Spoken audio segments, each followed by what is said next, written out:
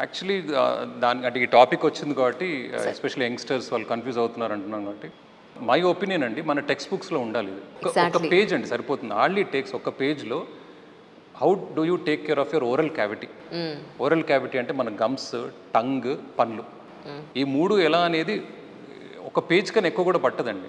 అది మ్యాండేటరీగా ప్రతి క్లాస్లో ఒక పేజ్ పెట్టేసేయండి. వాళ్ళు 10th grade పాస్ అయ్యే వరకు వాళ్ళకి మొత్తం ఇంకా they will become themself as beg dentist.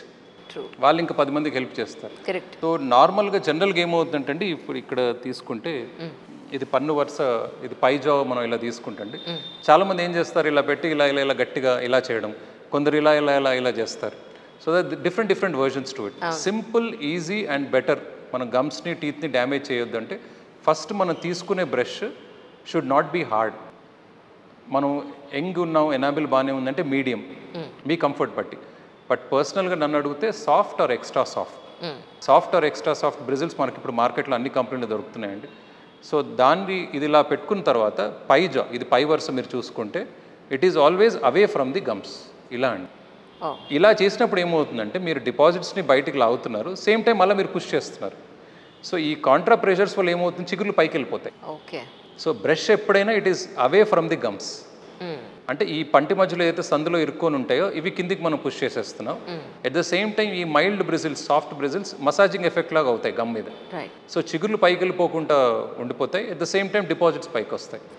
So ఇది కొంచెం టఫ్. అంటే బేసికలీ వ్రిస్ట్ మూమెంటే ఉండాలి. ఇలా ఇలా ఇలా మూమెంట్ ఉంటే ఏమవుతుందంటే ఎక్కువ ప్రెషర్ పెడుతున్నాం. సో వ్రిస్ట్ మూమెంట్లో మనం పై జా చేసుకుంటే ఇలా, సో ఇటు సైడ్కి వచ్చేసి ఇలా, దెన్ ఇది ఈ ఫ్రంట్ పార్ట్ అయిపోయిన తర్వాత కింద ఒకసారి ఇలా అనుకోవడం, దెన్ వెనుక వైపు ఇలా, మళ్ళీ ఇలా ఇలా కూడా కాదండి, ఇలా అనుకోవడం.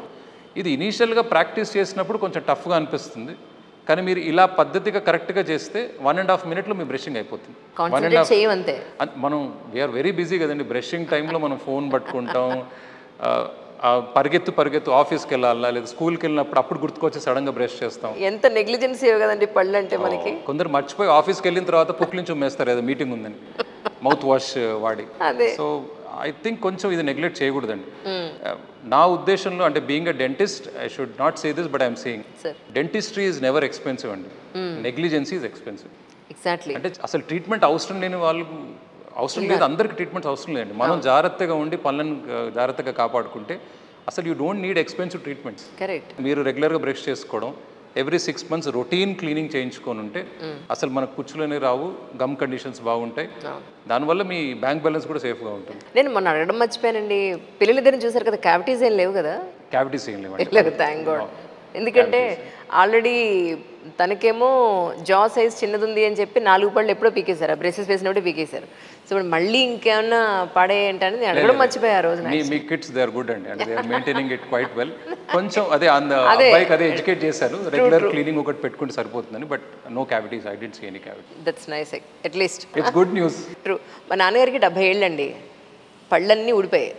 నేనేమంటున్నానంటే తినడానికి మంచి ఫుడ్ చక్కగా నమిలి తినాలి అని అంటే సాలిడ్ ఫుడ్ ఏదైనా, అప్పుడు బాడీ ఇంకా కొంచెం కొన్నాళ్ళ పాటు మెయింటైన్ అవుతుంది చక్కగా. సో ఆయన పళ్ళు కట్టించుకోండి అని అంటే నా ఇంజెక్షన్స్ అవన్నీ నా వల్ల కాదు అని అంటున్నారు. అని భయం బేసిక్గా ఇంజెక్షన్ అంటే, అదే భయం నాకు కూడా వచ్చింది అనుకోండి, దట్ ఈస్ డిఫరెంట్ సినారియో. కానీ ఆయన ఏమంటున్నారంటే ఇప్పుడు నాకు ఇంప్లాంట్స్ ఇవేం వద్దు, అది కాకుండా ఇంకేం చేయగలుగుతాం, అలాంటి వాళ్ళకి మీరు ఏం చెప్తారు సార్? కంప్లీట్గా పళ్ళు మిస్సింగ్ ఉన్న వాళ్ళకి there are different ways to replace అండి. ఒకప్పుడు ఇలా ఉండేదంటే ఈ ఇంప్లాంట్స్ టెక్నాలజీ లేనప్పుడు, సర్జరీ మన దగ్గర అందుబాటు లేదు, మెషిన్స్ అంత లేవు, ఎక్విప్మెంట్ వాజ్ నాట్ సపోర్టింగ్. చాలామంది అంటే ఈ డెంచర్స్ కట్టే వాళ్ళని ప్రాస్థెడాంటిస్ట్ అంటారండి. అంటే మన BDS 5 years, that is 4 years of study, 1 year of internship. ఇది అయిన తర్వాత మళ్ళీ 3 years of speciality. So total 8 years మనం డెంటిస్ట్రీలో. ఆ 3 years స్పెషాలిటీ ప్రాస్థెడాంటిక్స్ అనే ఒక స్పెషాలిటీ ఉంటుంది. అది ఆ 3 years నేర్చుకునేది ఏంటంటే ఆ డాక్టర్ వాళ్ళు డెంచర్స్ పళ్ళు కట్టడం, ఈ స్మైల్ డిజైనింగ్ చేసుకోవడం, ఇంప్లాంట్స్ ఇవన్నీ. సో జనరల్గా ఏంటంటే ఒకప్పుడు మన దగ్గర స్పెషలైజేషన్ అంత లేదండి. So it was all BDS doctors ఉండేవారు. సో దానివల్ల మనకు ఎక్కువ టెక్నాలజీ ఎక్కువ వచ్చేది కాదు. ఇప్పుడు ఏంటంటే there are every branch has multiple specialities.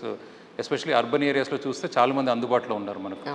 So ఒక ప్రాస్థెడాంటిస్ట్ దగ్గర మీరు వెళ్తే తన బోన్ కండిషన్ చూసి మెడికల్ కండిషన్ అంటే డయాబెటీస్ ఉందా, డయాబెటీస్ ఉన్నా కూడా కంట్రోల్గా ఉందా, కిడ్నీ రిలేటెడ్ ప్రాబ్లమ్స్ ఏమైనా ఉన్నాయా, అంటే ఇమ్యూన్ సిస్టమ్ ఎలా ఉందని చెక్ చేసుకోవడం. పంటికి కిడ్నీకి సంబంధం ఉంటుంది అంటే పంటికి అంటే ఇప్పుడు జనరల్గా ఏమవుతుంటే ఇంప్లాంట్స్ పెట్టాలనుకోండి, అంటే రీప్లేస్మెంట్ ఆఫ్ మిస్సింగ్ టూత్లో మనం ఇంప్లాంట్స్ పెట్టి చేయాలి అంటే ఇట్స్ సర్జరీ.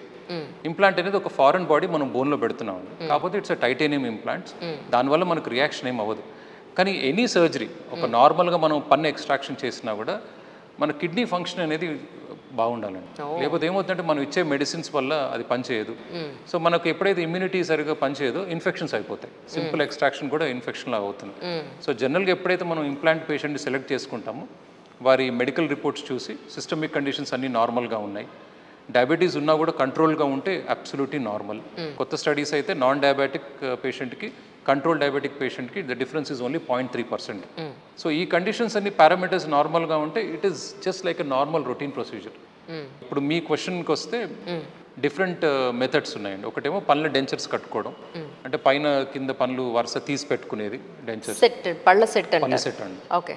కానీ ఇప్పుడున్న ఫుడ్ కండిషన్స్, ఇప్పుడున్న మన ఎవరికి ఓపికలు లేవు, అంటే చూడడానికి మా మనుషులు కూడా ఎక్కువ లేరు కదండి దగ్గరుండి చేయడానికి. సో జనరల్గా ఏంటంటే ఇది ఓవర్ ఆప్ట్ చేయట్లేదు, అంటే అది మీకు రాక్ అవుతుంది, మాట్లాడినప్పుడు పడిపోతాయి, మీరు కొంచెం బాగా నోరు గట్టిగా ఆవలింత లాగా నోరు తెరిస్తే కింది పడిపోతాయి. ఎందుకంటే అవి టెంపరీగా మనం పైన కింద ఫిక్స్ చేస్తున్నాం, అవి లాక్ అవ్వట్లేదు మీకు.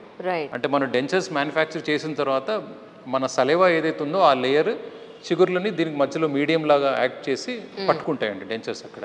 అయితే ఇప్పుడు కొందరు సర్టన్ మెడికేషన్స్ వాడుతున్నారు, ఆ కొన్ని సైడ్ ఎఫెక్ట్స్ ఆఫ్ మెడికేషన్ ఏంటంటే మీకు సలైవా సెక్రెషన్ తగ్గిపోతుంది. సో అలాంటప్పుడు సలైవా సెక్రెషన్ తక్కువ ఉన్నప్పుడు వారికి డెంచర్ గ్రిప్ కూడా తక్కువ ఉంటుంది. ఇది ఎక్స్ప్లెయిన్ చేయాలి.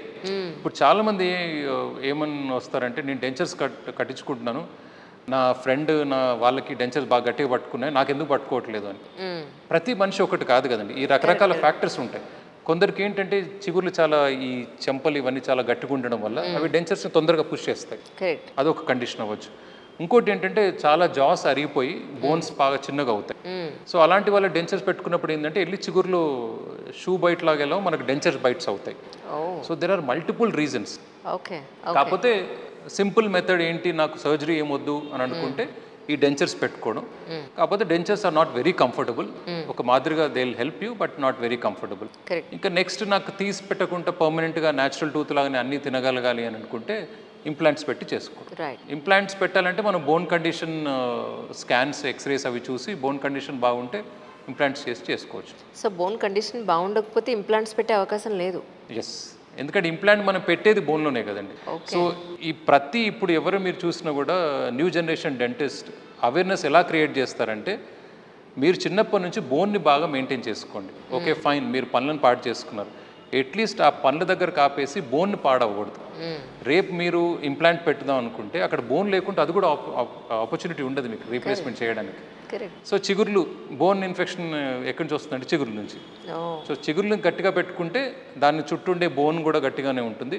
రేపు మనం ఏమన్నా అన్ఫార్చునేట్లీ ఏదైనా యాక్సిడెంట్లో మనకు పన్ను ఊడినా లేదా పన్ను బాగా పుచ్చిపోయి పన్ను ఎక్స్ట్రాక్షన్ చేసినా కూడా బోన్ ఉంటే మనం ఎంబడే ఇంప్లాంట్ పెట్టేసి టీత్ని రీప్లేస్ చేయొచ్చు.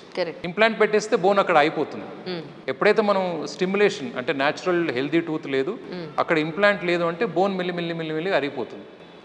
సో రేపు మీరు ఎంత డబ్బు ఖర్చు పెట్టి ఏది నాకు అఫోర్డబిలిటీ ఉన్నా ఏదున్నా కూడా అక్కడ బోన్ లేకుంటే యూ కాంట్ డూ. అంటే దెన్ మళ్ళీ వేరే సర్జరీస్ చేస్తాం. ఇక్కడ ఒక సర్జరీ చేసి ఇక్కడ నుంచి బోన్ తీసి ఇక్కడ గ్రాఫ్ట్ చేసి దానికి డ్రిల్ చేసి ఇంప్లాంట్స్ పెడతాం. కాకపోతే ఇప్పుడు అన్నెసరీ ఏమవుతుంది, రెండు కోమార్బిడిటీస్, మీకు ఇక్కడో సర్జరీ రికవరీస్ రెండు అనవసరంగా.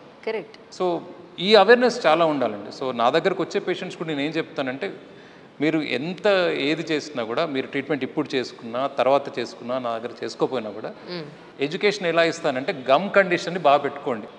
అంటే రేపు ఫ్యూచర్లో మీరు ఇంప్లాంట్స్ అనుకున్నప్పుడు బోన్ ఉండాలి. సో బోన్ ఎలా సేవ్ చేయాలి, మీరు డెంచర్స్ పెట్టుకునేవారు అయితే కంటిన్యూస్గా డెంచర్స్ పెట్టుకోకూడదు, రాత్రి తీసేయాలి. డే టైం కూడా ఒక ఫ్యూ అవర్స్ పెట్టుకొని తిన్న తర్వాత మళ్ళీ తీసి కొంచెం రెస్ట్ ఇవ్వండి. కంటిన్యూస్గా డెంచర్స్ పెట్టేస్తే అవి రిమూవబుల్ డెంచర్స్ కదండి, అవి వెళ్ళి చిగురు మీద పట్టుకుంటుంటాయి, దానివల్ల దాని కింద మొత్తం బోన్ అరిగిపోతూ ఉంటుంది. సో చాలామంది ఏంటంటే పెట్టుకొని రాత్రి కూడా అలానే పడుకొని ఉంటారు. సో అలా కొంచెం ఎడ్యుకేట్ చేసి వాళ్ళు ఇప్పుడు పెట్టుకున్న ఇంప్లాంట్స్ లేకున్నా పొటెన్షియల్లీ వారిని మనం ఇంప్లాంట్ రెడీ పేషెంట్స్ కింద ప్రిపేర్ చేయాలి. ట్రూ. అదొకటి ఎడ్యుకేషన్ చేస్తే షుడ్ బి ఫైన్.